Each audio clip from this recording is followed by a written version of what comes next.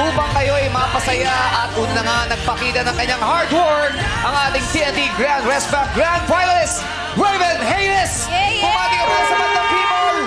What's up, Bandang People? Act like an angel and dress like crazy. Hey! Hey! Hey! Oy, Mayo mo, hindi ba May 1? Ha? May 1, di ba? Yes, may gobi! Bakit? Mayo.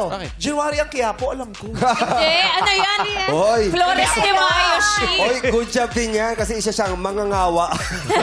Gawa na ngawa. Manggagawa na mangangawa. Yun ang ginagawa niya. Gumawa sa comedy bar. Kaya manggagawa mangangawa. Pangkat alab yan. Yes. How are you? Okay naman, meme. Super saya kasi nakanta ko yung medley ko. Yes. Thank you so much for the opportunity. Hindi natin sasayangin yun. Unang-una, bayad kasi yun. Yes, tama. Kasi bayad yan. Ipagawa niya yun sa showtime na. Maganda. Sayang ko mahal yung medley. Kung nakapasok pala to, no? Ganda rin ang Richie Oo. Velasquez medley. Alam mo dapat magsaya ka dahil nandito yung #1 supporter mo. Sino? Sean, pakita ka. Yeah! Idol kita. Ina. Bias kita, bias. Grabe yung katawan niya. No? Nung hindi ka tinawag sa top 3, Oo. yung totoo, anong nangyari sa'yo?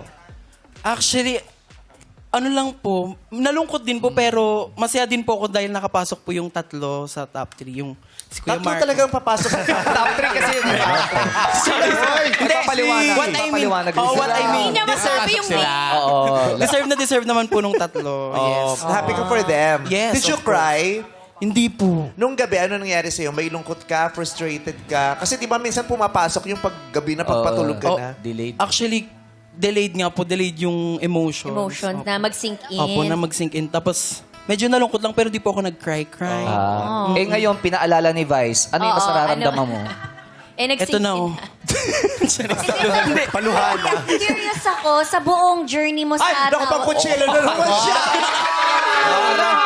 Pangatlo na to, girl. Pangatlo na ba to? Sulat ay lunes. Grabe, Sabi mo sa akin to, tubo yun. Dami mo pala. Dinibdib ko talaga. Naghanap talaga ako sa closet ko.